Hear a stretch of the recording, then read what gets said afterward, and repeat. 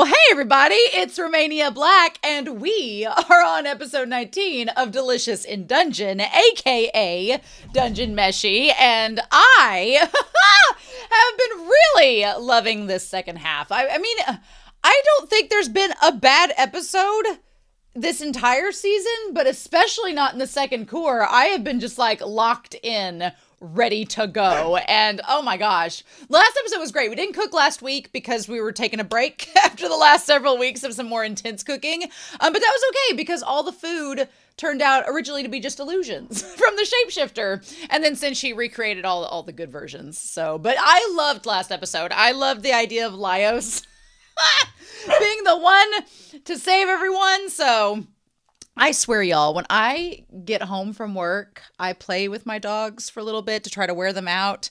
And then I have dinner and then I get stuff set up and they don't make a peep. And the moment I sit down to record for y'all, they're like, play with us. And I was like, but we just did. So they're just going to be barky and grumbly because I'm watching Dungeon Meshy. But I've got some comments from episodes 16 and 17 that I want to go over with you all that I'm really excited about.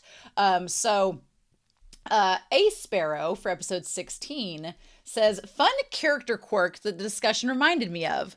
Whenever Kabru expresses genuine excitement or emotions that he can't mask, he tends to cover his face with his hands, such as the dark magic reveal and in episode 7 or 8 when he realizes that the Toadin siblings were the ones who stole from his party.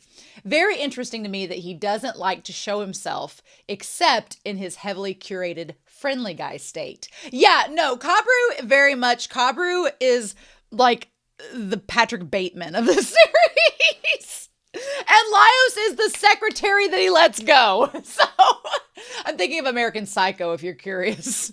But which I think after episode 17, Kabru definitely could be an American Psycho for sure. But I definitely think that Kabru puts on this persona of being just the nice guy and being so congenial and working with everyone, but he is behind the scenes wanting all the gossip and is quite merciless, which is the polar opposite of Laios in every way, shape, or form. So I thought that was really good to mention.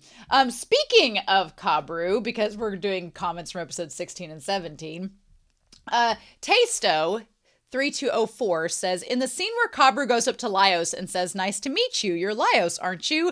And Laios just answers, yeah, nice to meet you. I think the reason that Kabru just stares at him for a moment there is because he was expecting Laios to ask for his name in return. And he just doesn't. And so Kabru had this whole interaction ready and planned in his head, and Laios just screws it up for him right at the start. And I thought about that, and that makes so much more sense because that makes the scene in episode 17 make sense, where as they're leaving, Kabru's like, you remember my name, right? And Laios is like, yeah, why? And he's like, because I'm going to ask you next time and you're going to have to know. He's like, I had a monologue ready and you screwed it up, Laios, because you don't know how to communicate with people. Which, to be fair, I guess Laios not knowing Kabru's name, he should have asked, who are you? And heard Kabru's story. But Laios just isn't like that. He's not built like other people. But that's not a bad thing. And then Shiz Zoolander says for episode 16, fun fact, the mole on the retainers in Shiro's party is a mark of rank. Tade the One only has one, while the others have two. Also, according to the mangaka, Tade's face design is based on a pop idol from the 2000s.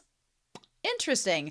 I don't know enough about Japanese other than a couple city pop songs to know about idols in Japanese culture, especially from the 2000s. So I'm sure somebody that is from Japan probably got the reference and thinks that's amazing, which cool. Now, Amber Sandra in the Discord on Patreon, we were talking about Laios's drawing for Kabru, of the one where it's the Chimera of Fallon, and they pointed out that I love how much character is in the little drawing that Laios did. The dragon part has a bunch of detail and is proportioned pretty well, while the human part is, well, it's there. Let's just say Laios has a clear bias in learning how to draw monsters versus practicing drawing people.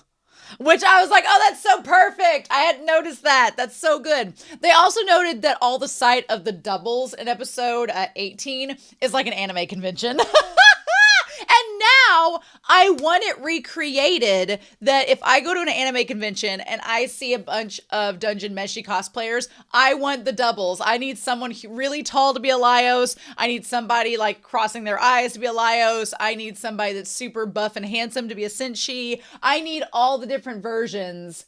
I need them all in one location to be acting them out. That would be amazing. So with episode 17, Rare says that even with the boob jiggle, Fallon comes across as horrifying, almost like a mythic creature from ancient Greece. This show does fan service in a unique way. I wouldn't say that it deconstructs it, but the author knows how to make it work for her story while being classy. Yes, there is a fine line to fan service. It is a fine line between gratuitous and objectifying and being satisfying and classy. And that is a hard line to ride.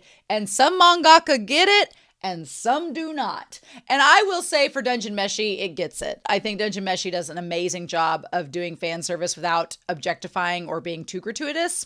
And if things happen, like with Fallon ripping her shirt off, we could say that's more of the dragon element of her than herself, or maybe not, who knows? But in any case, it is not technically viewing her in a sexual gaze like I've seen in some manga and anime, Taikubo. And so I'm just saying, I really agree that it's well done. Really agree that it's well done.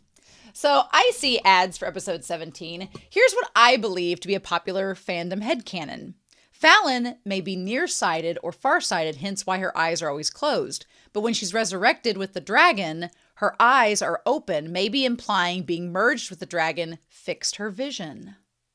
I kind of love that, actually, because we've not seen her have the squinty eyes like she did before. I mean, you could view it two ways. You could view it as that's the headcanon and being merged with the dragon has fixed her eyesight, because I don't think, as far as we know, that she had squinty eyes from the moment she was resurrected. Somebody's gonna have to go back and check on that and report back in the comments whether that's the case or not. But I don't think since she's resurrected that she's had the squinty eyes. I don't think so. The other thing I was thinking of was that it is a sign. It was meant to be a sign that she had merged with a dragon. It was not the complete true Fallon that we'd known her from before. Or it could be both. Could be both. I think that was really good to point out. And then finally, Gus N had some comments on Patreon for episode 17. At the start, Kabru is playing up how awful black magic is to make a point to Shuro that he would have done the same thing in Laios' shoes. I don't think we see Kabru's real opinion on using ancient or dark magic. He's just manipulating the situation to keep Shuro from killing Laios. That's a really good point. And I had not thought of that. But yeah, it could be that Kabru's all down for black magic. Although, I don't know. His aversion to monsters leads me to believe that he's not kind of for black magic. But we'll have to see, huh? Then they say, I love how when we first meet Kabru, Rin criticizes him for being non-committal and not telling people, well, of course, we'll be the ones to defeat the magician. And instead gives a humble and polite smile and keeps the spotlight off. Then, as soon as Laios is confronted, he says it without hesitation. We'll defeat the lunatic magician as his proposed solution to the situation. Their foil is so good. Yes! I love that because it's so good to see Kabru trying to be like the people pleaser, but it's like Aaron Burr in Hamilton. It's like, if you're not going to stand up for something, who are you going to fall for? I didn't get the song right, but y'all know what I mean. Versus Laios, who's just like, yeah, we're going to do that. Even though, here's the thing that's crazy about that though. Kabru brushes it off, but his conviction is really, we're going to defeat the magician, or so we think. Whereas Laios was like, yeah, we're going to defeat the magician, when Chilchuck points out it was kind of a bluff the next episode. So what is Kabru going to think if he finds out that it's a bluff and that Laios wasn't being sincere? Or will Laios change his tune and be sincere and Chilchuck will be like, why? We'll just have to wait and see. But I've talked for nearly 10 minutes. I loved all of these comments. You all are amazing. I will say this. I'm going to try for next week. We're going to see if we're going to cook anything this week. My goal for next week is to potentially, I did have fellow patron El Freya commission this month a Dungeon Meshi cosplay. And so I'm waiting for the final piece to arrive. If it does, then I'm planning on doing a cosplay for episode 20. If it doesn't, then it'll probably be episode 21. But I already have the cosplay in the works, so we'll just see how that goes. So if you see me next episode from the start looking crazy, you'll or not crazy, or maybe totally normal, then you'll know why. You'll be like, why is Romania cosplaying? I'm like, well, because it was commissioned and I'm able to do it before the end of the season. So cha-cha. So yeah, I'm pretty excited. I hope you all are as well. But with that being said, I'm excited to see what we get this episode, and I can't believe we're on episode 19. The good news is we still have a lot of Dungeon Meshi left to go because I'm not ready for it to end. So with that being said, there is a notification at the start of this episode that there is some strobe effects that might happen in this episode. So if you are someone that is sensitive to strobing light effects, you have been forewarned. So with that being said, we are going to start Dungeon Meshi Delicious in Dungeon, episode 19. And we're going to do that here in 3, 2, 1. And let's go. Ba-ba. Anyway, Annie was pointing out that it's possible that Netflix like opening credit is just really loud to get you to know the TV is coming on. Ha! Getting thrown into the hot pot.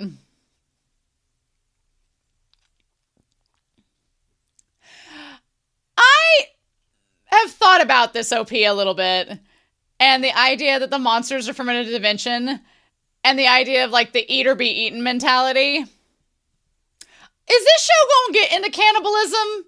I don't want an answer to that question. We'll find out. We kind of had pseudo cannibalism with Fallon eating the dragon meat, so we technically, I mean, Fallon has been merged with what she's ate, so literally the you are what you eat has become a thing. I still don't really quite know why the chicken, but I don't want to know.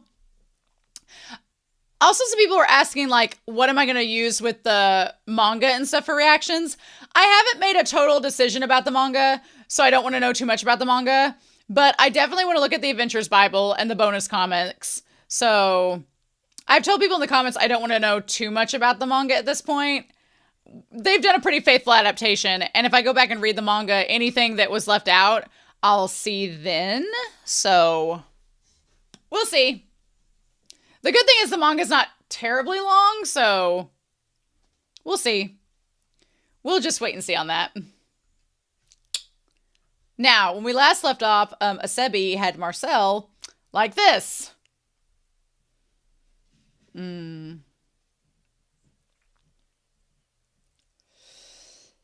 Ooh.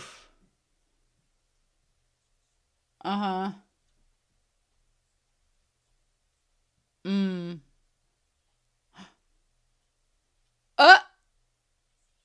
What? Oh.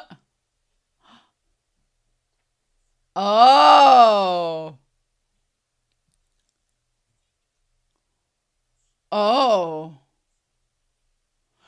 Oh, wow. Okay.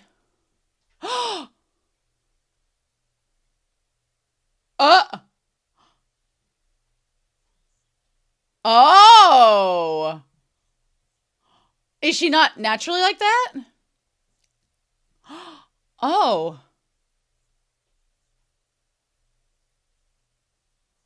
Oh, no. Laios is like, that's what it is. Oh, wow. How'd you get this? Oh. Oh.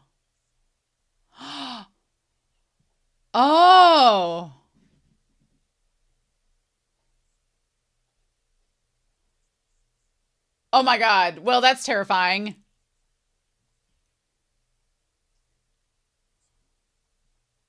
Oh. Ah! Well, we get the Cinchi panty shot. Of course we do.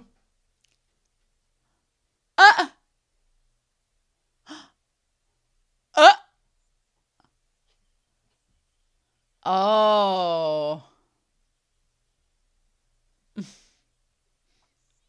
Uh. Oh.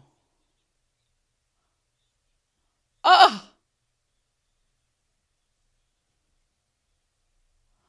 Okay, so people that are part cat are not normal in this.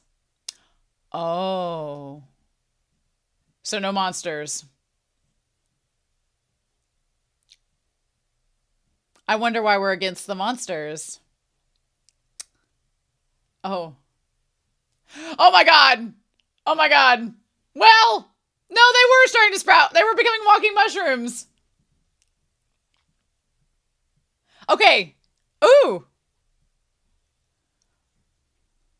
Oh. With the mushroom and butter, this seems very doable.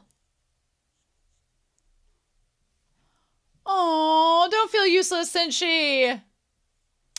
Oh, don't feel bad.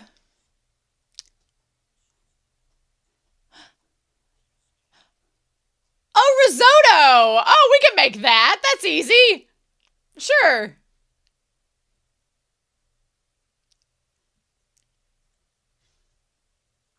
Uh. Uh. Oh my. Uh. Is it because of... Well, or is it because she's got the cat part of her? Oh, well. Hmm. Oh. Oh no! Oh shit! We don't like mushrooms. Oh. Oh god. Oh god!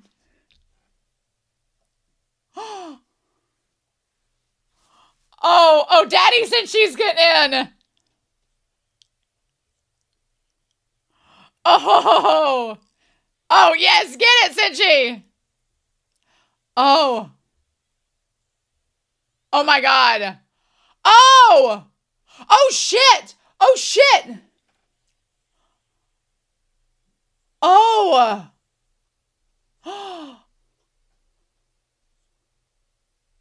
Oh.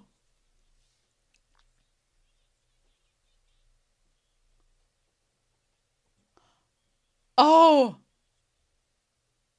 What? Cinchi, yeah, it's still there.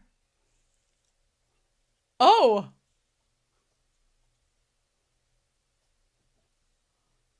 Oh. Oh my god, it is from Maizuru. Oh wow.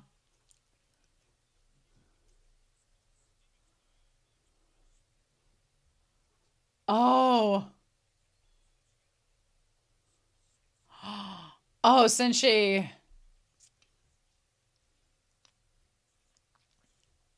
Yes. Oh wow. Get it.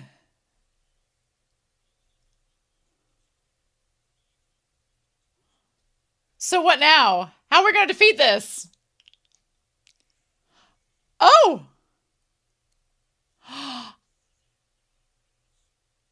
Oh my gosh.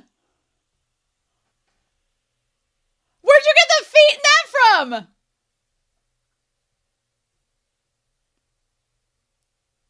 Hmm.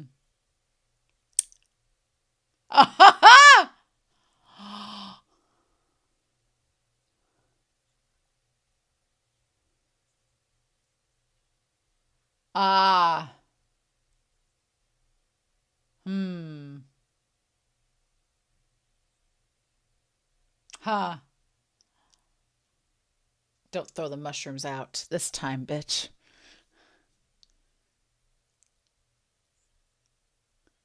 Hmm. Hmm. Okay. She's like, well, I'm not exactly a connoisseur. My research is mainly from...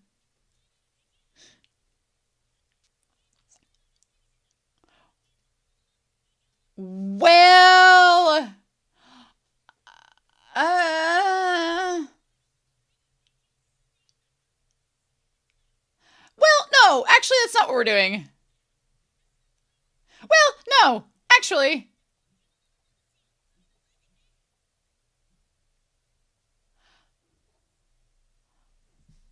Hmm.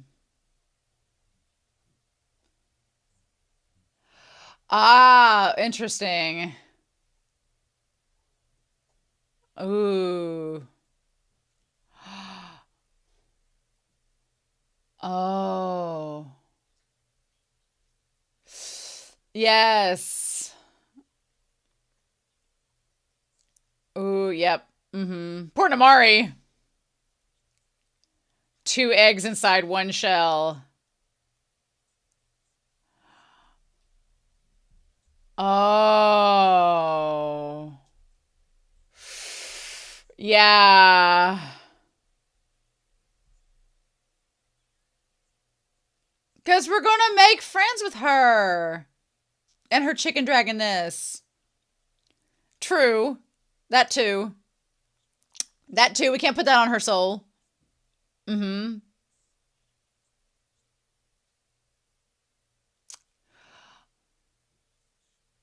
Yeah, so we can't, we're vigilantes now. We can't go back. Mm-hmm. Oh.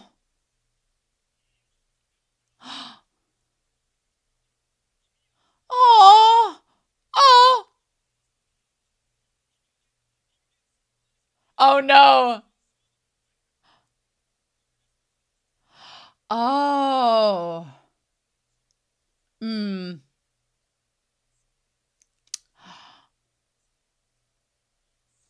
Oh. Oh. Hmm. Oh. Okay. Yes. Yes, that's what it sounds like. Yeah. Oh. Oh, is it Sumi? Oh, her and Kabru about not forgetting her name. Hmm. Are they gonna forget her name? It's Asumi. Oh. Oh. Oh, wow. Oh.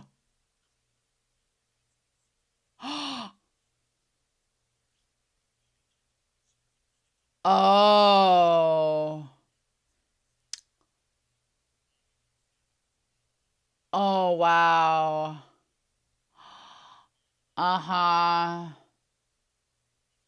Mmm. Oh, Laios, sweetheart. Would you let that go? We already talked it out. Oh, are you realizing it's a dream? In a decade? Oh, shit. Oh, wow. We're gonna go back to that. Hmm.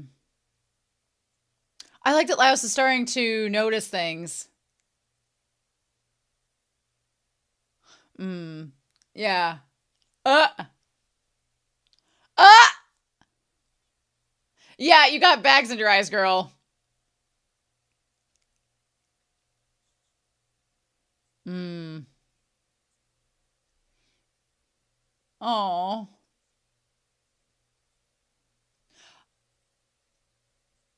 Oh, a nightmare. I was gonna say. Oh. Oh, crazy. Oh, shit. Oh. Oh. Are we gonna do like a tether? Oh, Laios! Yay! Come on, platonic besties. What? It's supposed to be sheep, not that. Oh. Oh, wow.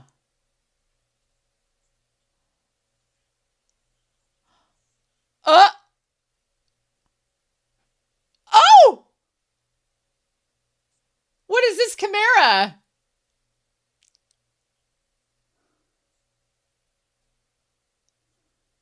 Oh my god. I mean, that logic makes sense. Oh!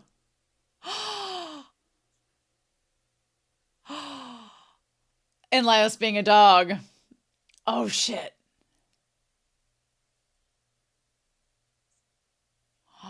Oh my god. It being in black and white. Very different from Laios's. Yeah, right?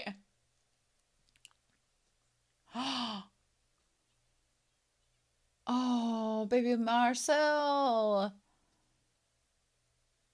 Oh, wow.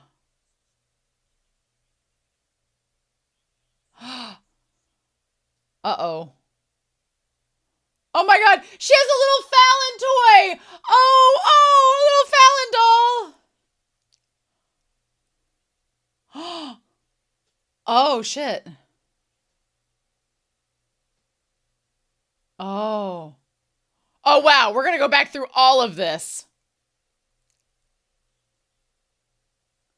Oh. Oh, Shiro! Oh, yeah, because...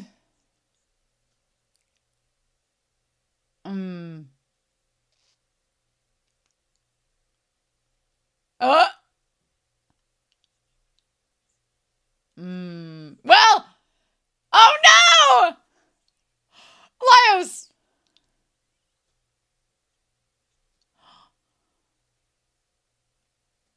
Actually, what? Oh, well. Oh! Oh! Oh, shit! Oh! Oh, never mind! What is that?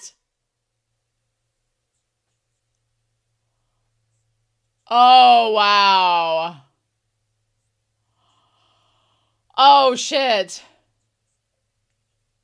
Interesting. Oh, wow, the portrait.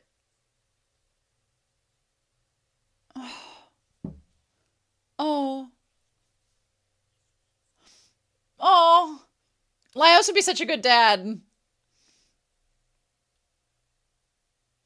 Oh.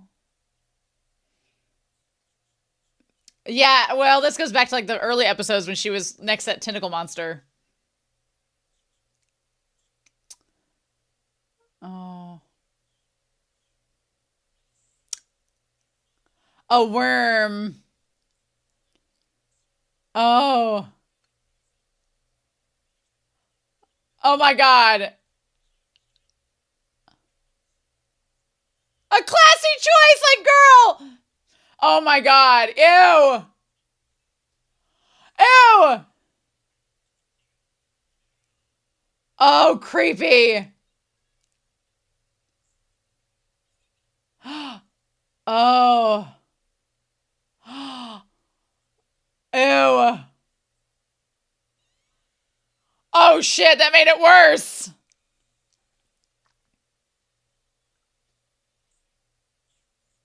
Oh no. Oh. Oh crap. Well, that's not good. Oh.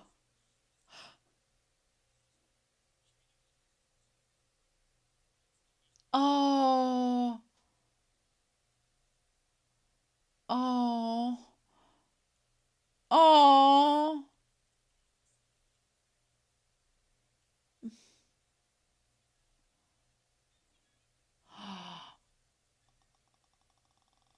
Oh. Oh. Mm-hmm. Yeah.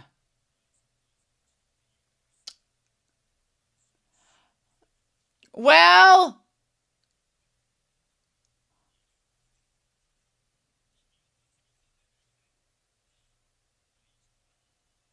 oh, sweetheart. Oh my God.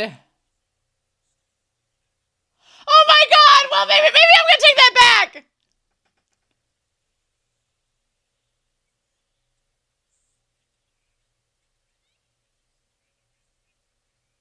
Oh.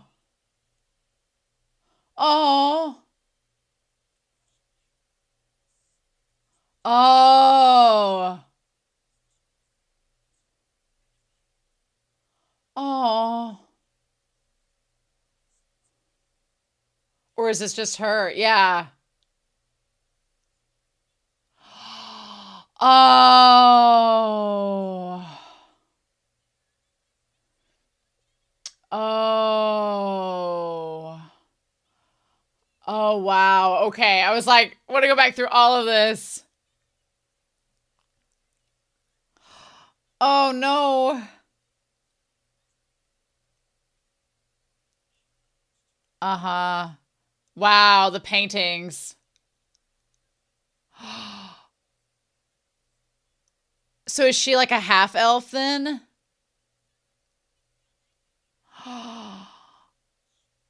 Oh. Oh, a bird. Right. Yes, exactly.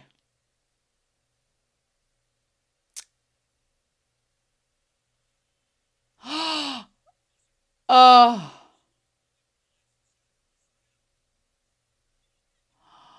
Oh my God.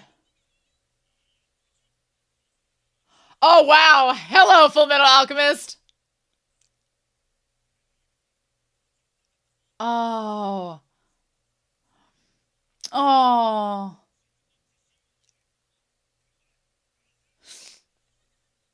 Oh, and Fallon. Oh. Oh.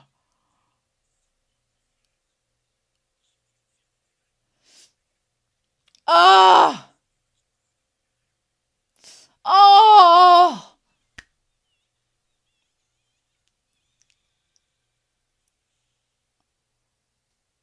Oh, wow. Creepy.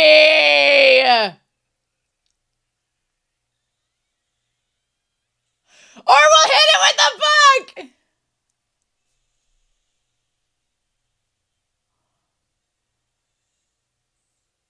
That's how you use it.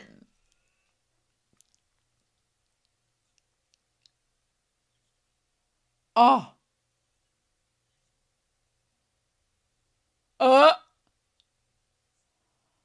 Oh, wow.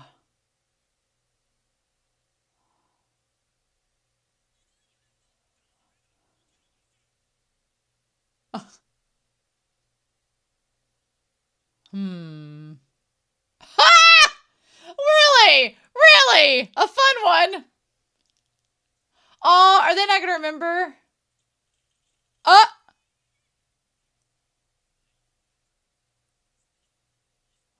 Oh, ew. Nope. Ew.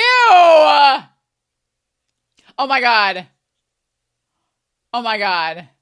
Yeah, Asebi's like, hell no. No, we're not doing oysters.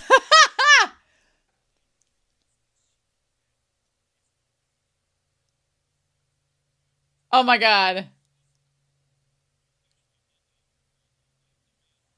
Oh my God.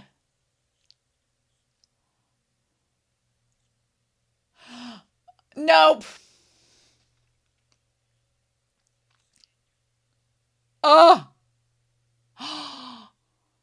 Oh.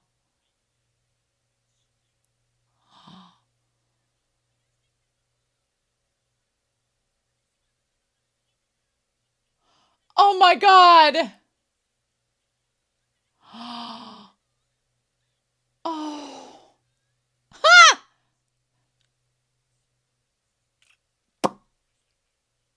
Well, well. Hmm. Oh, wow. Aha. So that Laios werewolf AU. When's that happening? I This episode did a very convenient job of not explaining said curse on Asebi. That's dark magic. That's forbidden. Funny that. Funny that. Hmm.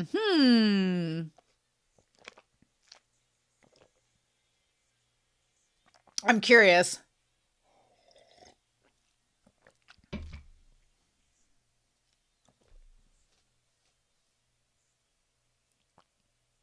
Da, da, da, da,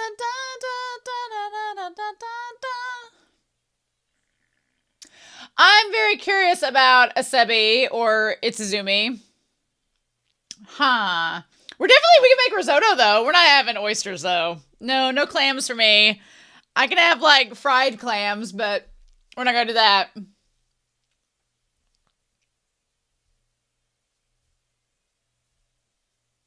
There's something else I want to say about the monsters, but I'm gonna wait till the discussion because it just hit me and I was like, oh. Interesting though.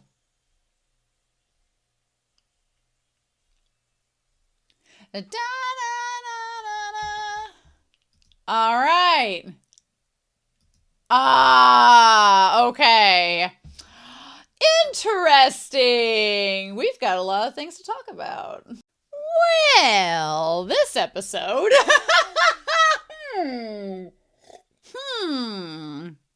I feel like I should bring Whiteboard Coon out. I don't know if I will use Whiteboard Coon, but it felt appropriate to bring Whiteboard Coon out because there was surprisingly a lot going down in this episode. And there was a lot happening in the background that I was like, wait a minute. What? Well, go back. I want to see that again. So there was a lot. I was like trying to focus on what people were saying in the episode. And then I ended up realizing I wasn't saying anything in the reaction. I was like, oh, I need to talk. So we need to go back and talk about this episode because there is a lot at foot here that I'm like, wait, this is episode 19. And so we're entering the final part of this season, or like the halfway point in the story, if I'm correct in that we have a second season and that's the story. So we have some questions we should probably ask. And I'm going to posit some questions up here. The one thing about Fallon being, connected to the dragon, that part all makes sense because the dragon part, we use the soul to bring back in that part here. So the dragon soul, we talked in the other episode last week in the introduction. Somebody's comment said this, so I'm going to bring it back up.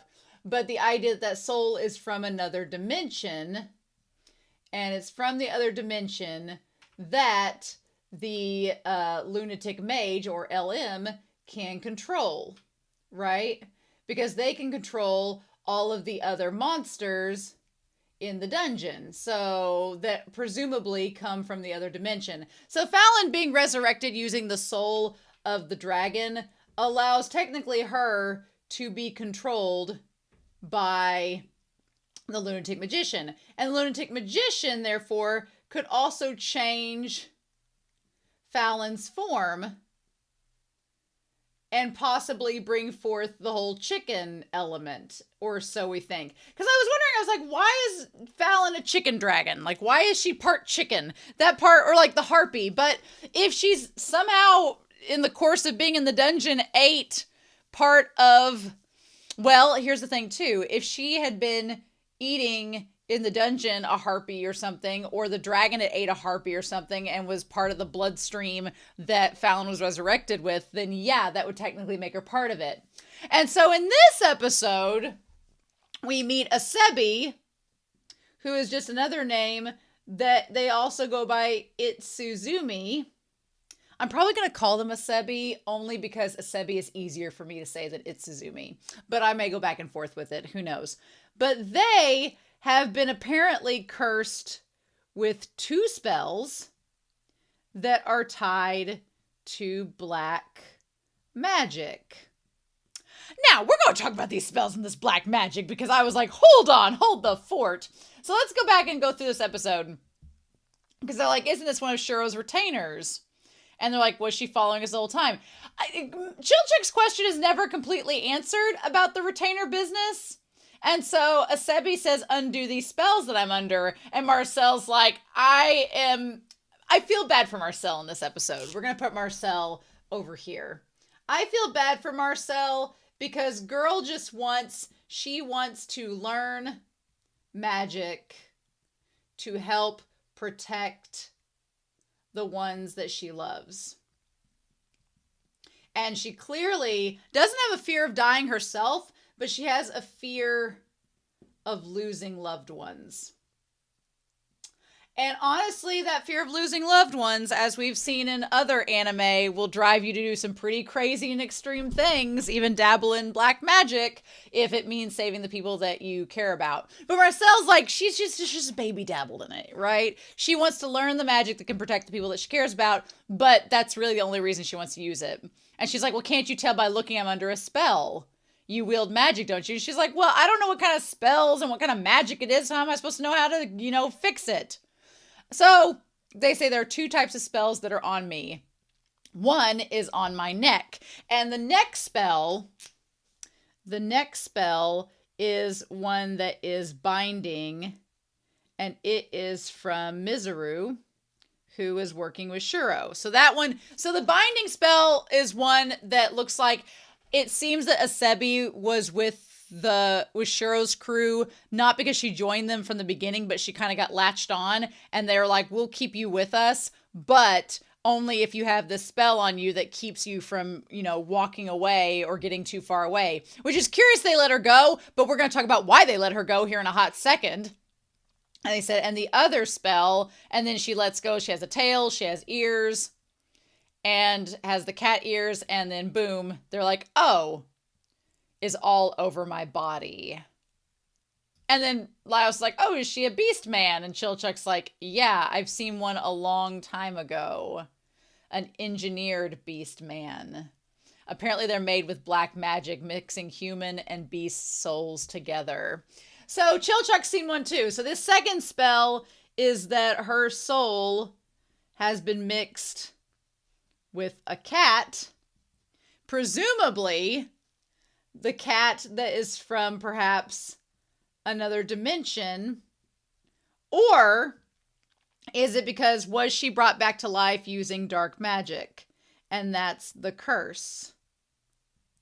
Is she Thackeray Binks from Hocus Pocus, basically? So the question is, I want to see if she talked about how she got cursed, and Laios, of course, is like, oh, so she's a chimera, just like Fallon is, essentially. And Marcelle's like, well, I'll do what I can, but I don't know what I can do. So at first she looks at the script and she's like, this looks like it's written in the Eastern script. What kind of spells are they? And of course, Asebi's like, well, they activate when the spellcaster goes without touching them for a while. And is the spellcaster Mizuru? How much time do you have left? What happens when you run out of time? And they're like, well, who knows, but you might want to hurry. So, okay. I was confused for a hot second because I thought for a second that Asebi would become more and more cat the more time passed, she would transform eventually into a cat. But I don't think that that's the case. Her soul's been merged with a cat's, so they're just kind of merged at this point. There's no going back as far as we know. But what she was saying was, if they don't, since Mizuru hasn't touched her in a long time, then if they don't do something with the spell, the demon was going to pop out and stab her with the sword, with the knife. So that's why Mizuru and them didn't care about leaving her behind, because they're like, well, dead men tell no tales, and girl's not going to say much whenever that spirit comes out from the spell and murders her. I was like, that's cold as shit. That's dark and cold, actually. So apparently they were fine with Asebi being killed. Probably fine with Asebi being killed because the magic that Asebi's soul is mixed with is black magic. So basically Shiro's crew, one of the reasons that Shiro's crew did not stay behind to help Laios and them was probably because Asebi is a liability.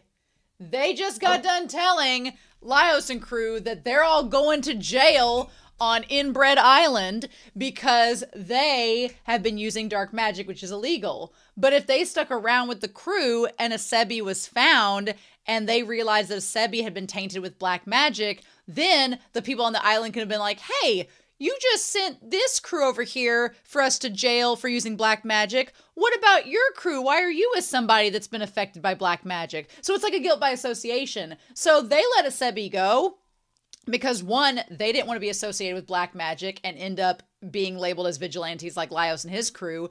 But two, they didn't care because if Asebi's gone too long without Maizuru touching the spell, that thing was going to kill Asebi. That's some cruel, dark shit.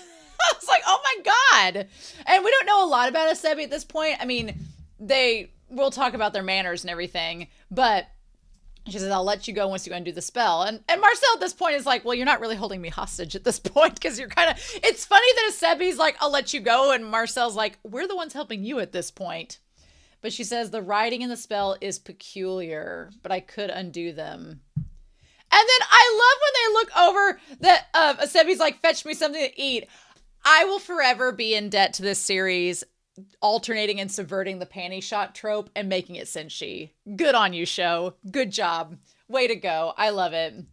But Asebi's like, you can make us food, right? So there's leftover dryad fruit, there's spices, there's mandrakes left, there's all sorts of things. And Asebi is very keen on, there's a food ration pellet, which looks gross. And since she's like, I wouldn't eat something that fast because you're just going to get sick. If you eat it too fast, you'll also choke, so don't do that. And he's like, well, I'll get something decent for you, so stop eating all of our rations.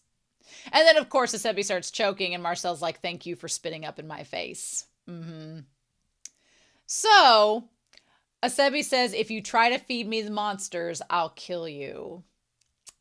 So, this has been brought up, and I'm just gonna, it's tinfoil hat theory time. We've had lots of tinfoil hat theory moments. Asebi is very much like no monsters. And Kabru was very much like no monsters as well. Don't want to eat. But Kabru did eat a monster, so he did eat the eggs. So there's no going back now. They never said how Asebi got cursed and mixed with the cat. Nobody's ever said that. I don't think in the episode they gave us any answer. I think Asebi got too hungry and distracted and forgot to finish the damn story they were telling, but they were cursed at some point. Whether it was when they were resurrected, it doesn't seem like it was the lunatic magician that cursed them, but we don't know who did. So somebody that could use black magic ended up getting them cursed with this soul of a beast being merged with them, as far as we know. Was it a cat from another dimension? Was it just a regular cat, but it was because it was used with dark magic it merged their souls?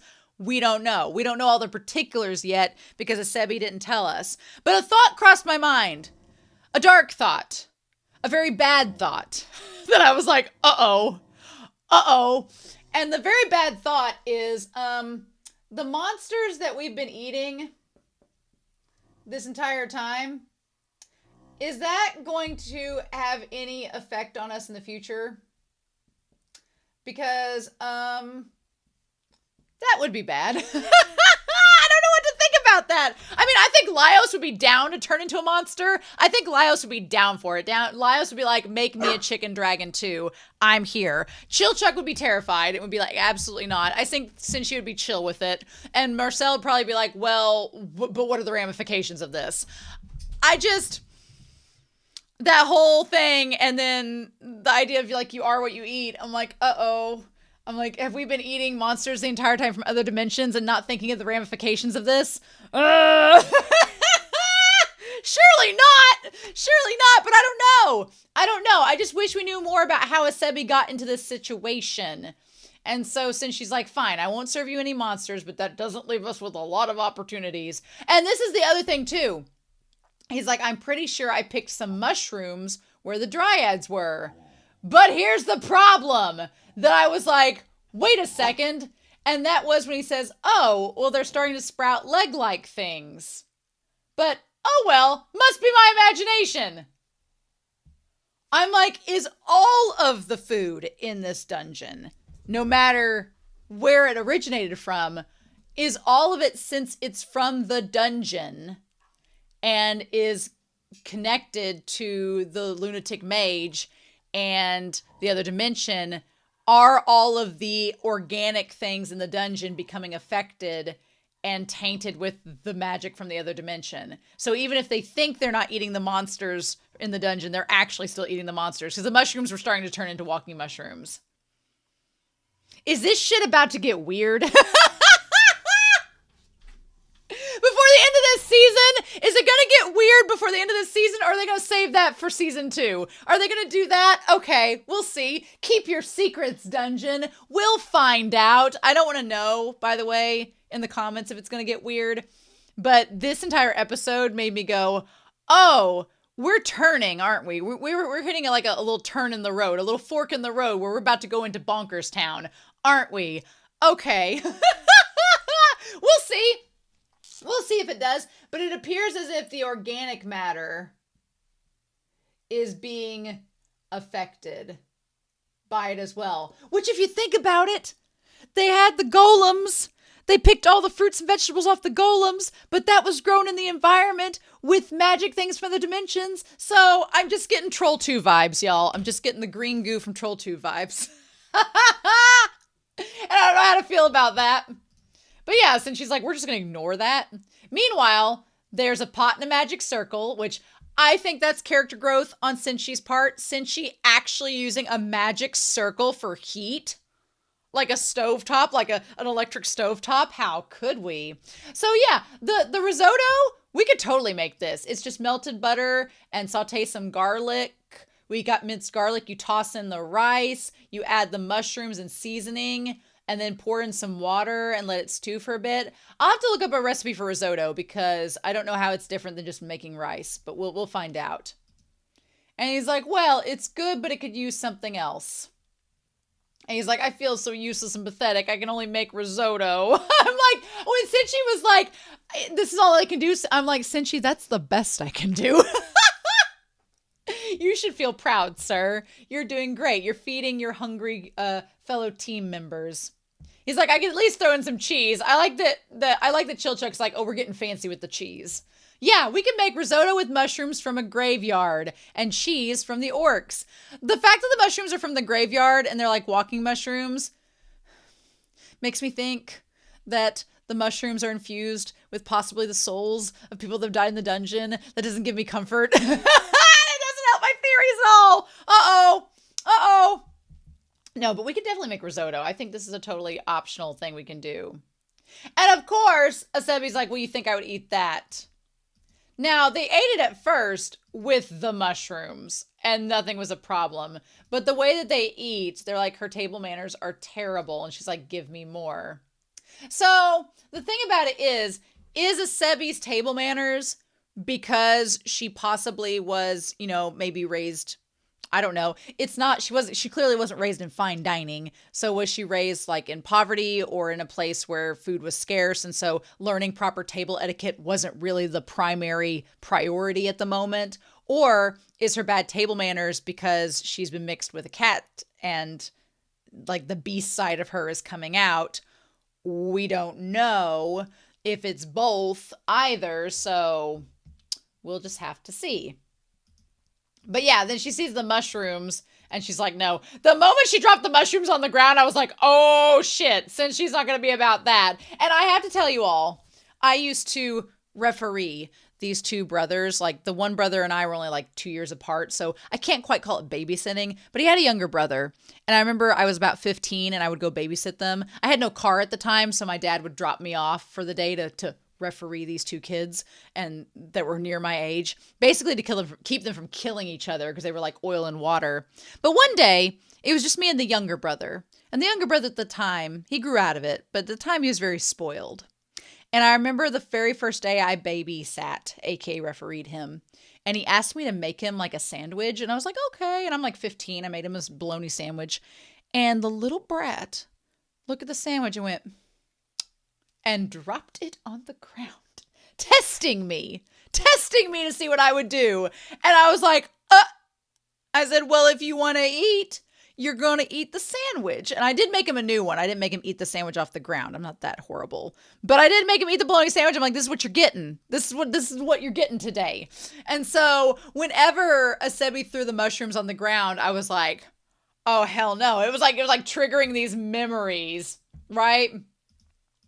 But anyway, since she's like, you know what? No, not today. You're going to hold your spoon the right way and pick up what you threw on the floor. Cinchi and Laios were giving such dad energy vibes in this episode. Cinchi and Laios were complete fathers. They were so fathers. Cinchi was like, you're going to learn some table manners if you're going to stick with us, because if I'm cooking the food, you're going to eat it. And I'm a picky eater too. I'm like Asebi. I am a picky eater. And there are some foods I'm like, But I'll tell you what, from making food in this show and making it yourself, it does make you feel really guilty if you can't eat all of it. Because I'm going to be real with y'all, the pumpkin soup, I couldn't eat all the pumpkin soup. I had to throw a lot of it out. And I felt so horrible. I'd made so much soup and I could hardly eat any of it because it wasn't just, I just didn't like it. And nobody else in my family wanted it. So like on the third day I had to throw it out and I felt so guilty. I was like, they're starving children. And I'm throwing out pumpkin soup. So I understand where Cinchi's coming from. He's like, I put all the work into this, making this food. We are starving. You're not going to throw anything on the ground. You're going to eat everything, or you're going to give it to somebody else to eat. So Marcelle's like, well, shit, I was trying to undo your spell and you moved and messed up. And then this Oni comes out with, I like it has Mizoru's like wings. So you know that it's her spell. And that's hers, which now that makes their dynamic make a lot more sense in the episodes prior. I'm like, okay, that makes a lot more sense. But yeah, they end up saving Mizoru, or they end up saving Asebi from Mizoru's spell. And Asebi's like, well, it's easier for me to hold the spoon this way. And Cinchi's like, well, I'm not surprised. Having someone force you to hold a spoon in an unfamiliar way must be annoying. I love that he just stares with the blank eyes, like the dead Mr. Popo eyes. Freaking love it. So Laios ends up helping him to help fix it. And the spell's like made out of paper and all this. And they end up using the pot and pan to stop the carving knife from killing Asebi. And I love that once Cinchi saves Asebi with the pot, he turns around and he's like, okay, we're going to hold the spoon the proper way. My thing was, how did they light the demon on fire? It's like, did they take like where'd they get the statue with the feet to light it on fire? Where did that come from? I don't know where they got that from. That was my one thing. I was like, where did they find that to save the day in the end? Crazy. I want to go find this. Was it, it's bottom half? Oh, its top hat was still attacking. Oh, and while that was going, they grabbed the bottom half and lit the feet on fire, so it attacked it with its own self. Okay. I was like, where did Laios get the bottom half? But now it makes sense. Okay. That all makes sense now. Are you hurt, cat girl? But there's a right and a wrong way to hold a tool. I like that since she takes the battle that we've just had as a learning lesson, being like, now, you saw what just happened and what we're capable of. Hold the spoon right and eat all the risotto. I love it. I love when Cinchi goes into like disciplined dad mode. I'm like, here. And I want you to think about why that's the case and why you shouldn't move while a spell's being undone. So then, but I love Cinchi's little hand on the shoulder saying, the food's gone cold, but I'll warm it back up for you. Oh. So Laios is like, why were you coming after us? And Asebi says, well, all this time I've been looking away to break the 2 curses that are on my body. Obviously, for obvious reasons. And they're like, and so it turns out these curses were placed by black magic. But I can never find anyone who could wield black magic until I crossed paths with that long ears. And I like that Marcel's like, well, I mean, ancient magic comes in all sorts. I like that Marcel's instantly like, let's not call it black magic. Black magic makes it seem like it's illegal. Black magic makes it seem like I'm committing a crime. Let's just call it ancient magic that we just discovered over long periods of time and research. Marcel's over here being like, look, I'm not Oppenheimer. Let's not get crazy. And so the thing about it is, Asebi brings up the fact that both spells are black magic, so Maizaru's technically dabbled in it as well. So Shiro's crew is kind of liable in all this, but they don't want to say it, right? I love Marcel's like, my research is about drawing energy from it. Which Ghostbuster is it? It's Egon. Marcel is the Egon of the party, right? Laios is Ray. Ray is gone bye-bye now. But no, Marcel is the Egon Spengler of their party, being like, I was just tempering with energy from another dimension, right? I just want to draw energy to try to help people. It's not a big deal. And so Asebi is like, I know that you can do this. You've done it before, right? You wielded black magic to create that eerie half-beast creature. Now, here's the thing. Technically, Marcel did not make Fallon into the chimera that we have seen in episode 17. Marcel, when she brought Fallon back to life, looked human and was human, or at least in appearance. It's the lunatic magician that's made her into the chimera. So Marcel just like put the silly putty together, but the lunatic magician's the one that molded it, right? And you're all trekking through this dungeon to find her and undo the spell and break the curse, right? And that means you know how to break curses. In that case, you can free me too. And they're all like, well, about that. They're like, to get rid of the beast soul that's possessing me. And Marcel's like, well, I love it slowly pans out from Marcel's face. And she's like, it's not that easy. So the thing about it is it possession? Because is it Asebi being possessed, or is it Asebi being merged?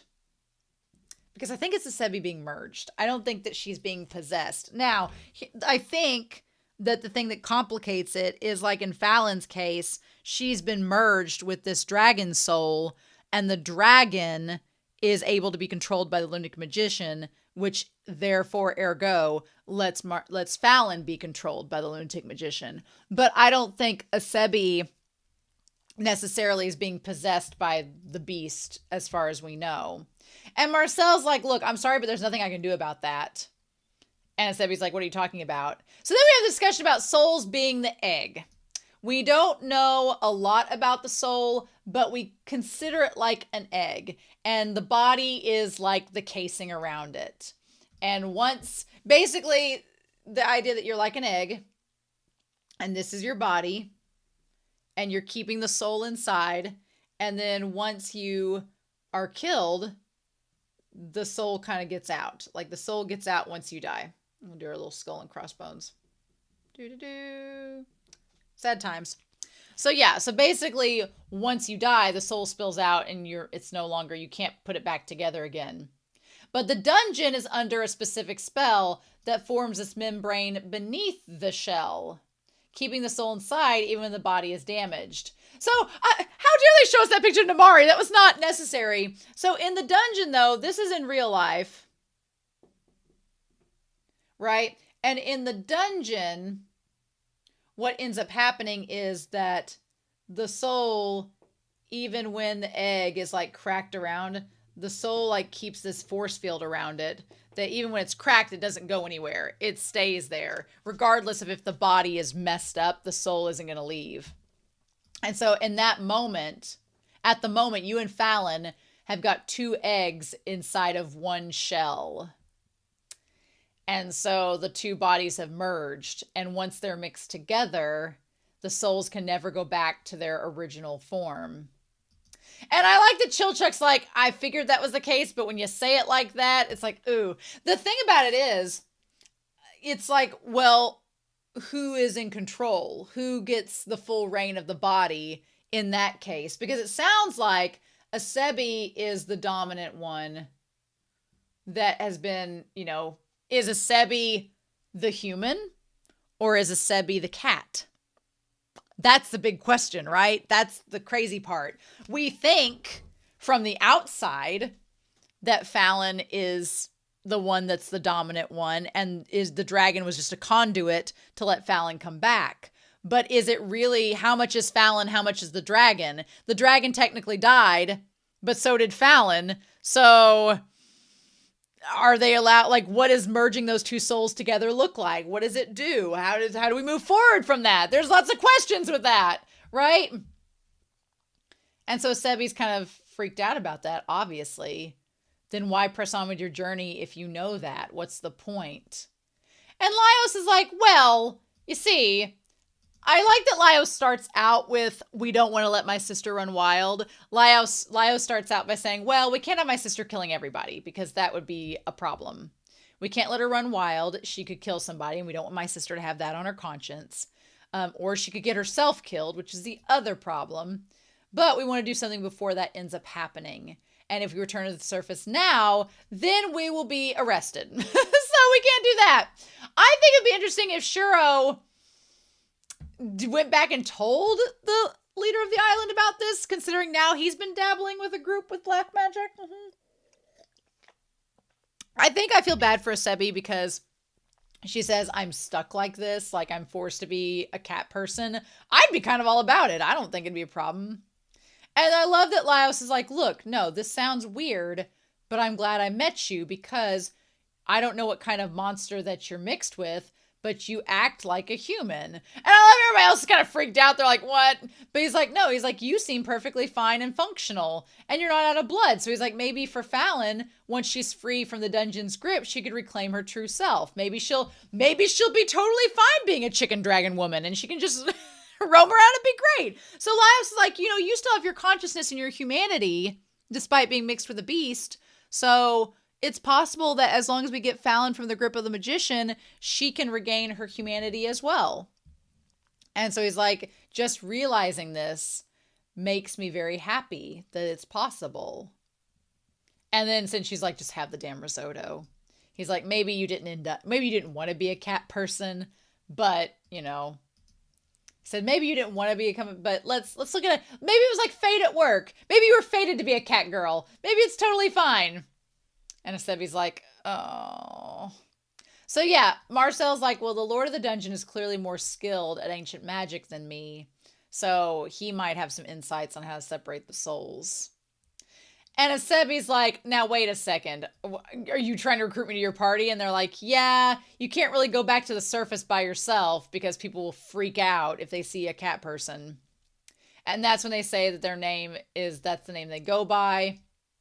But it's Izusumi. Now, is Izusumi their human name and Asebi was the cat name? We can't know, but they say don't forget about it. So then we have the midway point, and when we wake up, this is where lots of imagery starts happening, which I'm like, So we have Laios waking up in this scene, and in Laios's dream, we have Kinsuke's sword stabbed through a dragon that looks like a T-Rex more than a dragon, but I guess it's a dragon. And then there's a spell book, and there's pages, and then there's Fallon's lamp. So I don't know if Laios is dreaming about like the prospect of them having to kill Fallon, and that's kind of bothering him in his nightmare. But then we see his dad and his mom. Now, let me say first and foremost, the Tosin family, the bloodlines be strong, y'all. The bloodlines be strong, because they don't look anything like their mom. I mean, at all. Like, not one bit. They both look like the parent, like the dad. So, in this dream, he gets onto Laios saying he needs to start living a proper life and quit being in the dungeon. So, he's like, I didn't let you go out there just so you could go off slaying dragons. Come back to the village. And Laios doesn't want to leave his sister behind, but in the dream, the dad says to forget about her. He says, do you really believe that someone like you can make it out there when you ran away from the school and the army because you couldn't fit in? I feel so bad for Laios in this moment. Like, his dad is being like an asshole and telling him that he didn't fit in and he ran away from his job at school, ran away from the army, went to the dungeon to slay monsters because he couldn't fit in anywhere. And they're like, you don't even have a knack for exploring the dungeon. We don't know who this guy is. When you're gold peeling, your comrades would deceive you and take the credit. Yeah, I feel so bad. He's like, you're clueless when it comes to reading people. But I think it's getting better because he seemed more observant with Marcille when he's noticed that she was tired and he figured out it was the nightmares. Like, I feel like Laios is getting better. He's just taking a little bit of time, right? He's like, you believe we were close friends. And then Shuro shows up. And Laios is like, well, we've already solved all that. We've already talked it out. Then he says he hasn't seen his parents in over a decade. That is wild to me. So why has he not seen his parents in over a decade? What ended up happening? Why did they let him go? I have lots of questions, and the show is not giving me answers. But he realizes that he had a nightmare. Meanwhile, since she's over here taking care of stuff, while Laios and them are figuring out what to do next, and he realizes that Marcille needs to sleep, and that it could be the nightmares. Which the nightmares being like little oysters and they're like part dragon is interesting. But I'm like, y'all ate them. Why would you eat them? Now I'm like, stop eating the monsters in the dungeon. Too late. So one thing that I really love about this is that Laios ends up doing exactly what his sister did, showing that he was paying attention to Fallon and learning from her, which I love. It's the fact that Laios gets to go to save Marcille. I love that for a couple reasons. One, because we talked about it in the Discord, but I love the like queer platonic brother-sister relationship between Laios and Marcille. I don't ship them romantically, but I love them as a duo. I love it because they're just friends. They both love Fallon. They're just trying to help her, and they work together so well, and they bounce off of each other just amazingly, and I love it. And I love the idea that Laios going to rescue Marcille ties back to like Marcille teaching him magic, but it ties to him learning from his sister who's a mage, and then it's just all of the thematic elements of it work really, really well. I also love the image of the nightmare as like the cloaked figure swooping over the naked woman. I love it. I think it's great. It looks great. It feeds on their emotions. And if it goes on, Marcille will weaken and die. So I like Asebi's in the back asleep. Like Asebi could have been having a nightmare for all we know right now, and we just aren't aware of it. So he talks about when Shiro was possessed before, and Fallon entered his dream to rescue him. Which makes sense because Fallon was the stronger mage, but I'm sure that just fostered Shiro's love for her, being like, oh my God, she saved me. Oh, I'm sure that didn't help matters any. So Laios decides to do exactly like what his sister did and enter the dream, which I love him using her as a pillow. Now, my thing was, instead of sheep jumping over the fence, there were like little satyrs, which are like little goat men, like jumping over the feet, which those kind of look like chimeras. Show what we doing. Show what we doing. Is Laios going to become a werewolf? Is this going to happen to Laios? Y'all don't need to answer the question, but Laios is really, really into the idea of being a dog. So if we get werewolf Laios and I get my vampire Kabru AU, I'm going to be very happy. I want bat Kabru and werewolf Laios. Thank you very much. So he's like my mightiest servant. Now his mightiest servant comes down and it is the chimera of all chimeras. It's like got an eagle head and a goat with a unicorn horn body and like chicken arms. Like it's everything. It's kind of like a griffin, but with something else mixed in. All these chimeras. I'm like Laios. Laios does love his monsters. So he's like, I'm gonna have to dig down. I love he becomes the silver dog, saying, well, it's a dream. I can do whatever I want. Laios is a furry. He for sure is. He's into it. We're okay with it. And he goes down into the other dream. Now, Marcelle's dream has all of the imagery that's crazy within it. Because Laios, I love that it's in black and white until she gets the book at the end. I love that there's all the bookshelves. It reminded me of when she went to the magician school. I love that they're all floating. But the thing that I loved most was the paintings in the background, because they were telling a story without saying a word, and I was trying to pay attention to them, but it kept on going, right? So there is a picture of a man who does not have elf ears with Marcille who does. So is she a half elf and her father was human and her mother was an elf? Or was she adopted? Maybe. We're going to see here in a little bit. Because yeah, there's a man there who, again, all these men from Inbred Island, they all look similar.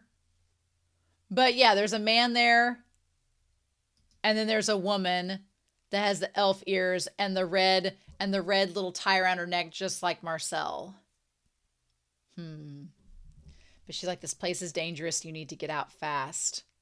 Laios gives up such dad energy. I love that she has the little doll of Fallon, because the little doll like Fallon, it reminds me of like Fallon is her treasure. Fallon is like her prized possession, which I don't know if I like the idea of people being possessions. I don't like that, but I like that she's a treasure. She's something that Marcille holds dear, and that's Fallon, right? I think the woman in the portrait is her mom, and she's beautiful. And he's like, oh, it's me, Laios. We're inside your dream. I love this. Laios is such a dad in this moment. He's so cute. So yeah, he tells her to wake up and that they need to go, but she's like, no, there's a monster. And she's like, we need to run. So yeah, she's like, follow me. And she grabs his hand along with Fallon and they go. So she says that the monster ended up swallowing Papa and Pee-Pee. And he's like, well, who the heck is Papa and Pee-Pee? So yeah, we find out it's a bird. That Pee-Pee is a bird in the end, like her pet. Which, again, the connection to Fallon and the Chimera. So she has a dream about being chased. Okay, so we have all these different things. I want to go back and try to get all the pictures that we see. And as many as we see. Okay, so we see the one man. He's human. That looks like her. So that could be her dad. She could be a half elf. Then we see like him getting old while Marcelle's young. And then the mom, maybe she's just staying the same age even though she's an elf. Interesting. Then we saw a cat. We saw a cat in the portrait too. And it looks like the same cat that is connected to Asebi. What? What? What is going on?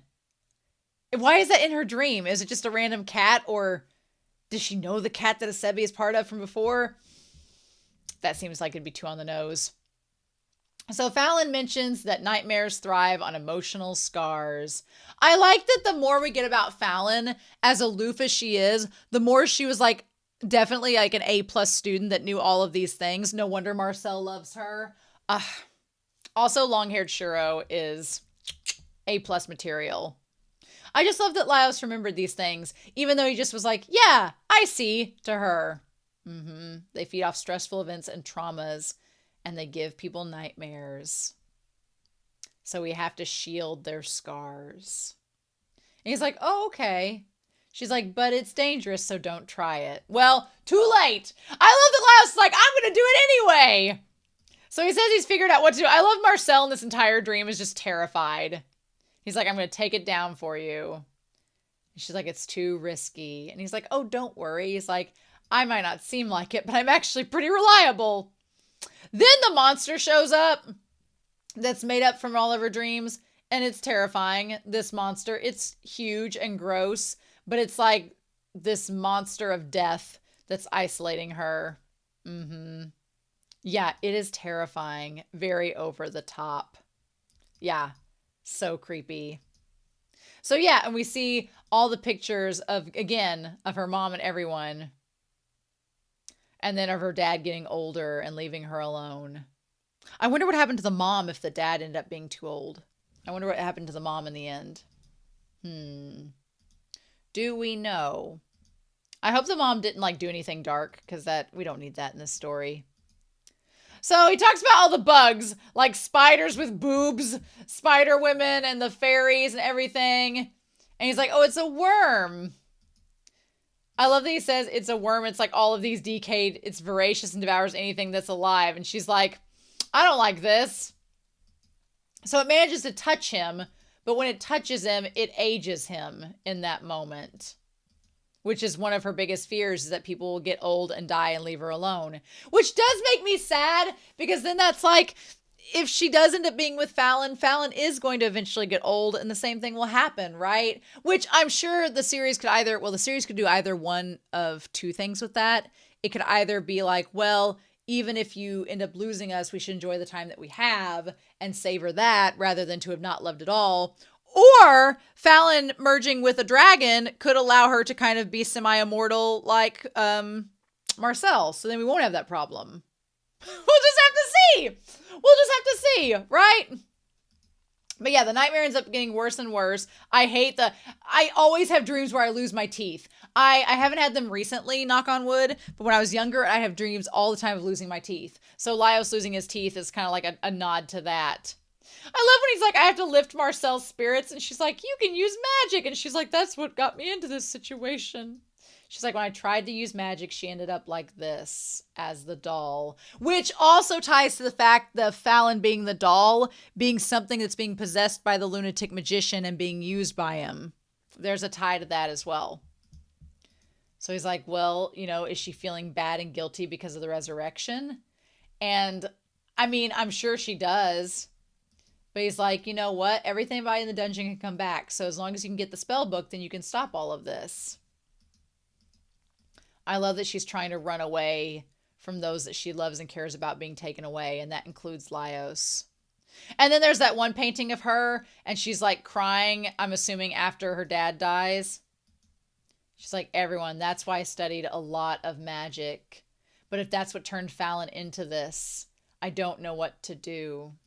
I love that we get, and yeah, we see the mom and her by the grave. Yeah, so it's all about losing her dad, losing her bird, losing Fallon. And she's like, but if bringing Fallon back, you know, makes it to where she's controlled by somebody else, she's like, I don't want that to happen. Wow. And then you see the mom looking really sad there in the black as well. Marcille getting this like dark Marcille backstory. And there's like a picture of a cockatiel in the background. What? But like, is that connected to Fallon? Interesting. I like that we've gotten this backstory on Marcille without even having, oh, Pippi was the cockatiel. Okay. Marcille isn't afraid of death. She's worried about losing those connected to her. I love all the eyes coming out. And she's like, what am I supposed to do? I love that when it started coming after Laios, it very much looked like the homunculus from Full Metal Alchemist. He's like, look at all these books. You've been working tirelessly. Don't lose your faith. I have faith in you. And then we see the portrait of Fallon being another person that she's scared to lose. And that's when Marcille admits, she's like, my magic isn't fully developed. If I had the same book as the lunatic magician, I could use the magic, but I still wouldn't have the skills like he does. And then Laios is like, well, then just wish for it. Just keep working towards it and you're going to be able to accomplish it. And you'll do better next time. Just don't give up. And I love that she grabs the book. When the book opens its eyes and looks at her hand, it felt very much, again, like Hocus Pocus and the black candle, the book of the black flame candle. And then she hits the I love that she hits the monster with the book instead of using the magic from the book. I feel like there might be something with that. But yeah, then everything comes in full color. I love it. And they land out of their dream. I love that since she and Chilchuck are like, y'all okay? And then they don't remember much of the dream, but the fact that the nightmares were in the pillowcase is disgusting. No, thank you. I do not want to know that there were a bunch of mollusks hiding in my pillow trying to like use me. No, no, no, no, no. And then of course Asebi is like, we are not eating that. I did want to see when the shells opened up what they looked like, more like dragons. But then when he pours the melted butter and the wine over it and covers it, yeah, no, they're gross. They have tongues and little eyes. Nope. I would not eat that. I don't like oysters anyway, but no. I think I'd have to hard pass on that, even if you drizzled it in soy sauce. Marcille is really cute in the flashback, though. And then she says, oh, it's coming back to me. I had a dream. I was running from something, but a dog appeared. And then he helped me we went on a treasure hunt together with Fallon. My werewolf Laios AU, it exists. Yes. I love Chilchuck's like, that dog, huh? Seems a bit scruffy. I love that Sebi says it looks dumb. And he's like, well, I remember it being a silver wolf, but... I didn't realize that. I love that Laios is like, well, it actually was a silver wolf, not a little fluffy dog. That's your problem? Oh my god. But yeah, them eating the nightmare oysters. Now we've gotten really accustomed with eating all these monsters for the past 19 episodes. And now that we're like, wait a minute, should we have been doing that? Is this going to backfire on us horribly? Or what are we going to do about this? Lots of questions, y'all. Lots of questions indeed. But yeah, lots of things to ponder and think about. Obviously, you all can't tell me spoilers because I'm going to find out eventually what's real and what's not. But I think that we should take this opportunity to go make some risotto and then we can ponder some more about this. So I think we should do that. So while, if you're going to stick around, we're going to go make some risotto and see if we can make some good enough to appease the appetite of Asebi. And if you're not sticking around for the cooking portion, then I'm going to be pretty excited for episode 20 next week. But in the meantime, let's go see if we can cook up some good grub that'll make Cinchi proud, shall we?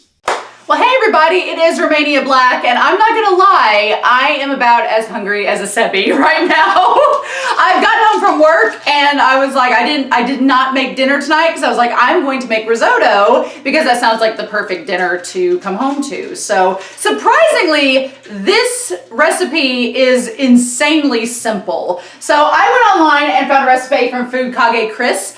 Food Kage Chris had a recipe on Instagram that was really cool, so you can go check out. I'll have a link to their Instagram down below with it. But I'm basing my recipe off of that one because it seemed really simple, easy to make, and I had all of the ingredients. Or was able to find all of them except for one. The recipe calls for saffron. Again, hashtag rural problems. I did not have any saffron in the grocery store that I went to, so we don't have any saffron, but it honestly was like a pinch of saffron, so what can you do? But instead, what we have is the one key thing that his recipe calls for is for arborio rice. And looking at the episode, I can instantly see why. I'll kind of get this a little bit closer up, but the texture of the rice is a lot different. It's not long, it's a shorter rice, and I'm assuming it's gonna plump up and be al dente like the risotto, but it is called arborio. And I got it at the grocery store. There's actually this here, and I was like, awesome. So we're gonna be using that. I tried to convert the grams and milliliters to cups and teaspoons and tablespoons. So we're gonna be using 2/3 of a cup of this rice for our recipe. And then it also calls for 3 medium-sized oyster mushrooms. And again, if you recall back when I was doing the cabbage steaks, there are not a lot of oyster mushrooms. And I'm gonna be honest, the mushrooms from the cabbage steaks went bad before I could use all of them, so I didn't want to be too wasteful. So I just got 2 giant portobellas, and I'm gonna chop one of these portobellas up into mushrooms for the risotto, and I'm gonna save the other one because I like just like grilling portobellas and doing that. So we're gonna be using that. And then it calls for, after that, 60 milliliters of white wine. Now, I'm not much of a wine drinker because wine gives me a headache, but we did have the rice wine that we used for the sauce on the cockatrice meal. We had this, and it's white-ish, it's rice wine. It only calls for like 1/4 of a cup. It's not a lot, so I don't think it's gonna ruin the taste, but we're gonna use it anyway. So we're gonna try that. It does call for 500 milliliters of water, which luckily the measuring dish I have has a 500 milliliter setting on it. Has a measurement mark on there. Then we have 2 to 3 cloves of minced garlic, and I do have, this is already minced, and it tells you on the side that you can use 1 teaspoon is 1 clove. So we're gonna use about 3 teaspoons of minced garlic. It smells so garlicky. And then we have the water. You could use chicken stock, but my chicken stock, I was out of it from what I used earlier, so we're just gonna use water. And plus, since she used water in the recipe in the episode, so we're gonna go with that. Although I imagine the stock would be a little bit more of a richer taste. Then we're going to be using a 1/4 of a teaspoon, a little teeny bit of salt. And then there was grated Swiss cheese and grated cheddar cheese. There's not a lot of it, so I just picked up shredded cheddar and Swiss. We're gonna be using that because I didn't have a grater and I'm home from work and I'm hungry. So as you can see, there is not a lot of ingredients to this. So we're gonna get started with getting our water ready and starting to heat it up. It says to put the water into a small pot and heat up over medium-low heat until it gets to a simmer. And while we're doing that, we're gonna chop up the mushrooms and then we're gonna melt the butter and start the process of making this risotto because it seems like a process. So let's get started. Okay, so we have our water. Right now it's heating up right now. It's supposed to get to a simmer. And then I've kind of measured out everything. I put our cheeses together and kind of blended them. Honestly, it's not a lot of cheese, which is fine because we're not making a whole lot of risotto. So it's a lot less cheese than I thought. So I'm gonna be using a lot of cheese over the next week to use up that bag. And then I've got our minced garlic measured out. This is 3 teaspoons of minced garlic. And then I have 2/3 of a cup of the arborio rice. Now this rice, when you actually hold it and touch it, it's a lot flatter and kind of rounder and has a different texture than regular rice. So I think that's pretty cool that get a different grain, a different texture, which I have had risotto before. I've also had like minced cauliflower that's like fake risotto. So I'm excited. And then I've got our butter ready. I've run out of the Irish butter. I'm like, no! So I'm gonna have to use some like hard, healthy butter, I guess. But with the portobello, our little fungi here that we're gonna chop up here and get ready. We could use like the little one. The mushroom growing legs in the episode freaks me out. I definitely was like, I don't know how I feel about that, but we're just gonna chop up this little portobello. Oh, it makes like a nice little strip. We're gonna get those a little bit cleaner there. I love portobello. Portobello mushrooms are some of my favorite. I love them on steaks. I love them just like in regular things. It's weird. Eating fungi is weird. Eating fungi, I think, to us as humans is probably one of the closer things to eating monsters. Because it's not like a cow, and it's not like a bug. It's literally eating, I guess you could say, well, you're just eating nature, but it's a fungus. It feels parasitic, and it's like, which, as we know from the tentacles episode, people eat parasites, I guess, all the time. But I'm going to cut these up. I don't know how thin to make them because when you cook them, they're going to be, I guess they're probably going to come down. So I don't know how exactly thin to make them. I don't want to make them too thick, but I don't want to make them too thin. So we're just kind of slice around the, wow, this portobello is giving me a lot of mushroom content to go through. And we'll just, I guess, if they need to be thinner once we put a couple in, we'll probably do that. But I have a feeling they'll kind of maybe shrivel up. I don't know. The other portobello I put back up in the refrigerator. I don't know how long it'll keep. Do portobello mushrooms grow mold? They could. We'll see. All right, and then I don't know what to do with the stem. What do we do? Do we put that in as well, or do we just call it a day and hack it up? We'll probably just toss it. But all right, so we've got our little cup of mushrooms. I might thin them as we put them into the risotto. We'll see how that looks. And then I'll go ahead and turn on, it says that while that is coming to a simmer over low heat, in a separate pan, melt the butter over medium heat and add the minced garlic and saute until fragrant. Well, this garlic is already fragrant, so we'll see about that. But it says over medium heat. We're gonna go medium. Number 5, we're not gonna burn it this time. We're not gonna turn the fan on. That's my goal, is to not turn the fan on. And then it said a tablespoon. I always knew that a spoonful is a tablespoon. So we're just gonna pop that in there. Melt it around. The one sauce that I tried to make back when we were doing the one recipe with the steak, yeah, I had to throw that pot out. That sauce was terrible. So we're gonna melt that and let it go there. And then I'll show you guys kind of what the butter and everything with the garlic looks like here in just a second. Okay, so we have the butter that's melting in the pot and our water is starting to heat up over here. So what we're gonna do now is take our minced garlic that we have here, and we are gonna, it said to go ahead, put the minced garlic in. Da, da, da, da, da. My poor little R2-D2 head. And we're just gonna work this around a little bit. Work it around in there. And set until it becomes fragrant, which I guess means just getting some cooking to it, some heat to it. All right, so we're gonna do that. We've got our mushrooms cut up. We've got our rice, our cheese. We'll get the wine poured here in just a second. And since this is starting to simmer just a little bit, we're gonna go ahead and turn the heat down just a notch, because I don't want it to get too hot. It's gotta be hot enough to cook the rice. All right, cool. Okay, so the butter and the garlic, I would describe it as it becoming fragrant. I don't want to burn the garlic, but it is starting to look like it's getting some heat to it, as is the water. So I went ahead and re-looked at the recipe, and it did ask for the mushrooms to be chopped up, so I went back and chopped them right before getting back on here. So our recipe tells us that our next step is to add the chopped mushrooms into the pan and cook until they release their moisture and become tender. They're already kind of tender, so that might be like a portobello thing, but we'll see here in a second. And so we're gonna do that. And it says stir continuously and continue to lightly stir in before you add in the rice. So we're gonna take the mushrooms, add those suckers in there. There's quite a lot of mushrooms. And we're gonna add those and kind of stir them around. And we're gonna start to cook those before we add in the rice. All right, that sounds good.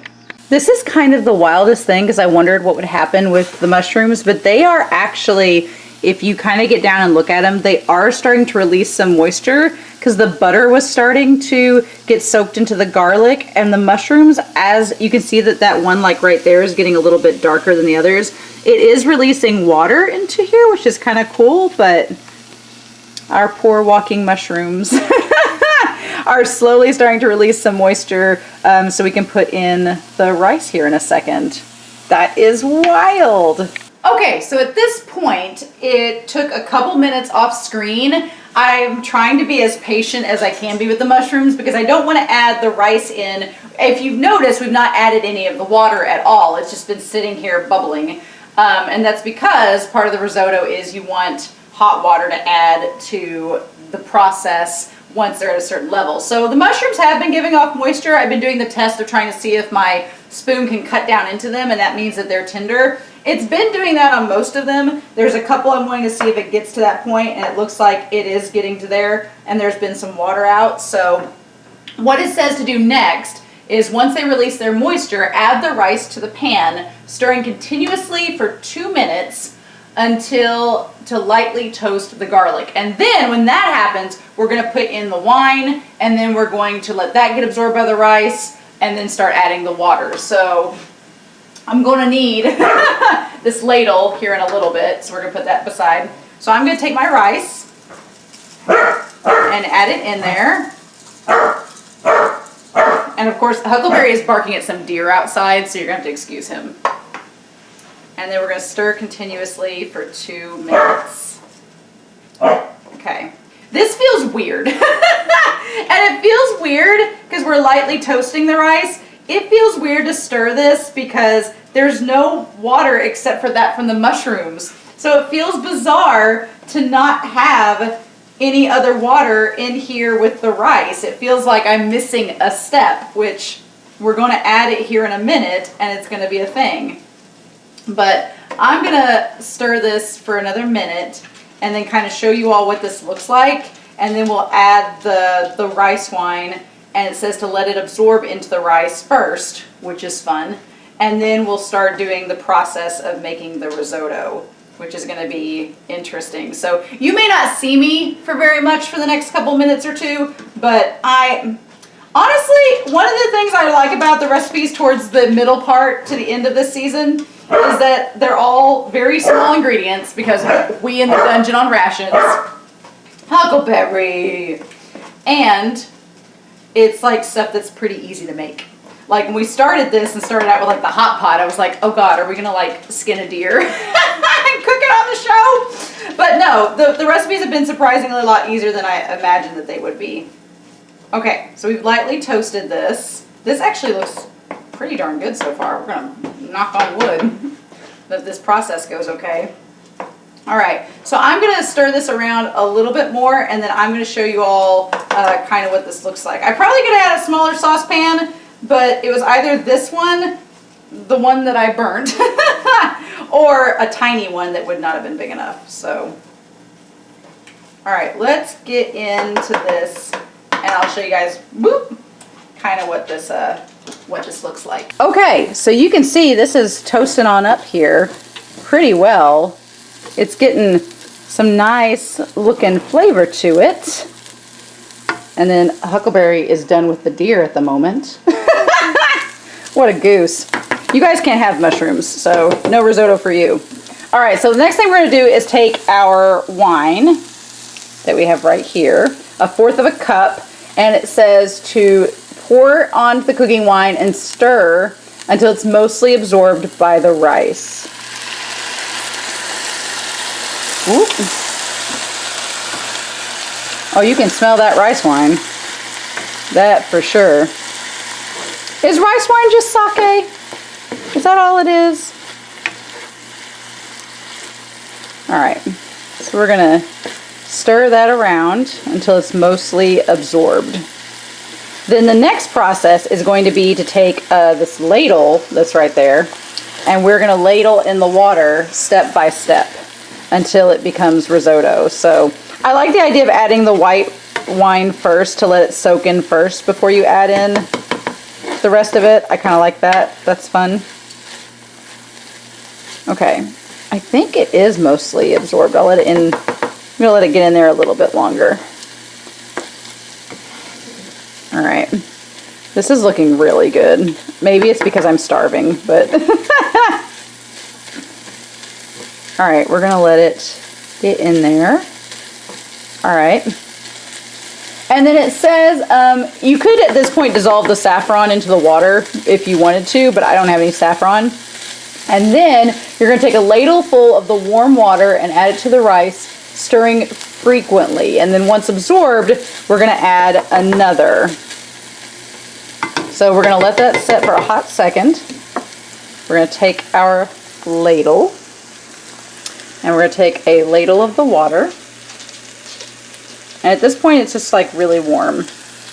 And we're going to add it over onto there.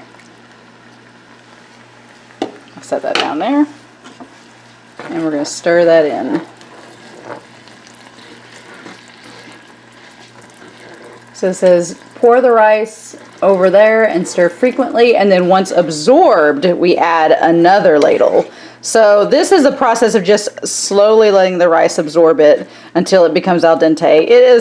It's such a weird process because I'm used to just putting the rice in the water and just letting it absorb it naturally, but it feels fancier. But it seems like it's going to be a very interesting process. So we're going to stir this in and let it absorb. And then I'm going to keep doing that off screen with y'all for a little bit because I don't know if you want to see me just sitting here stirring this. And then we'll come back. It says once the water is absorbed and you continue the process until the rice is al dente and has a creamy consistency. It said it should take it about 20 minutes. So yeah, I'm going to do this off screen and come back with y'all when we get ready to add and stir in the cheeses. All right, how about that? Y'all, this has been a trial of patience.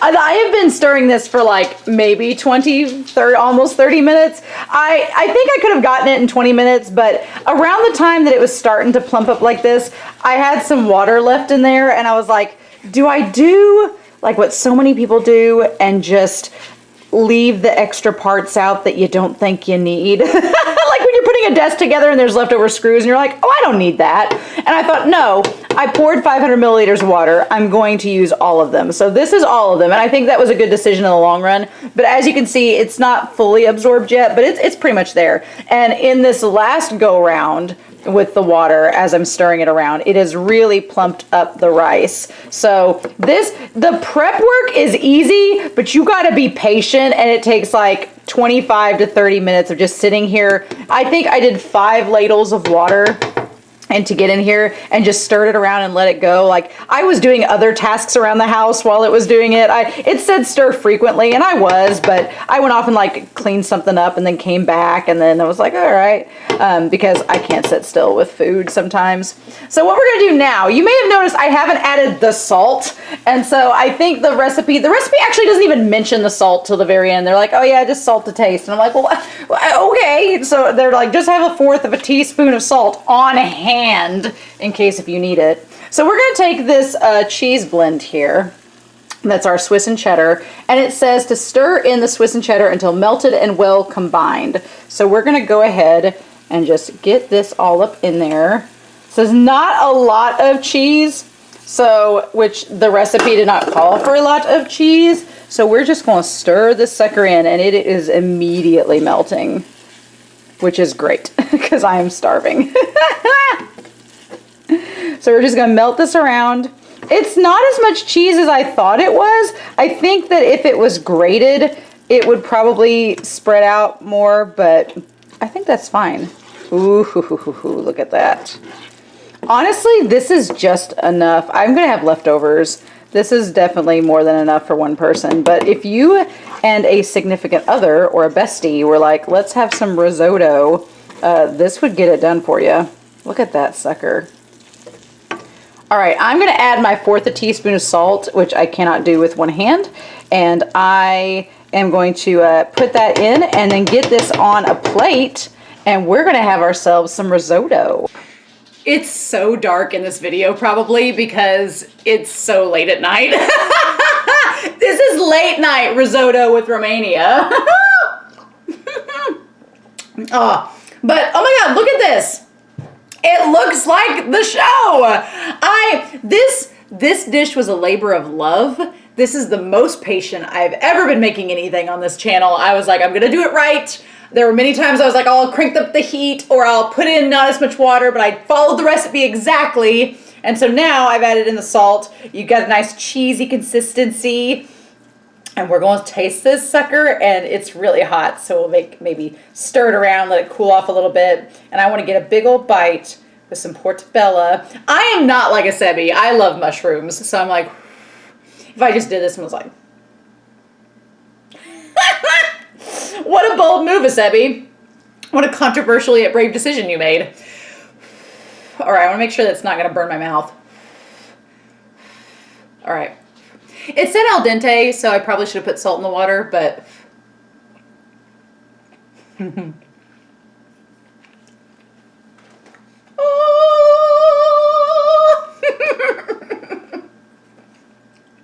That's amazing!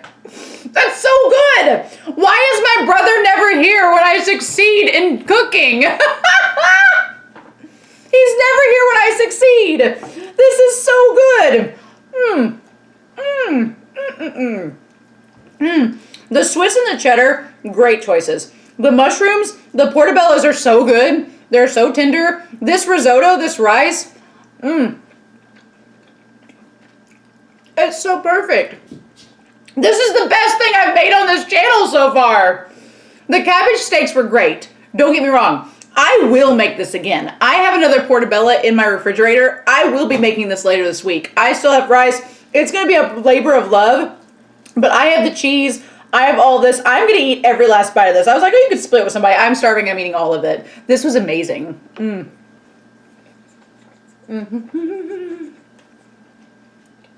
So good. This is the best dish I've made on this channel so far. This may be the best thing I've ever cooked in my life. So I've got a link to the Instagram down below. Thank you, Food Kage Chris. This recipe is amazing. It's perfect. I'm like Asebi.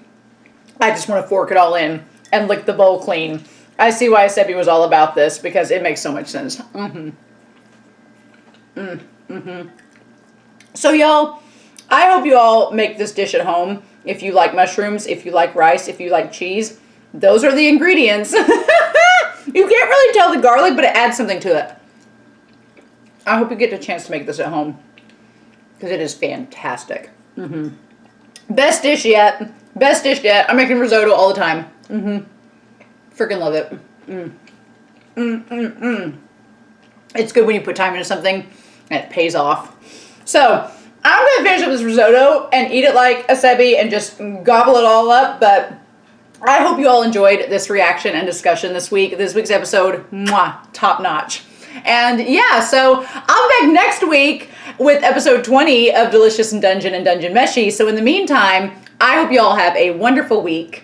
Please stay safe, take care, and yeah, I'll be back real soon with some more Delicious in Dungeon. Bye!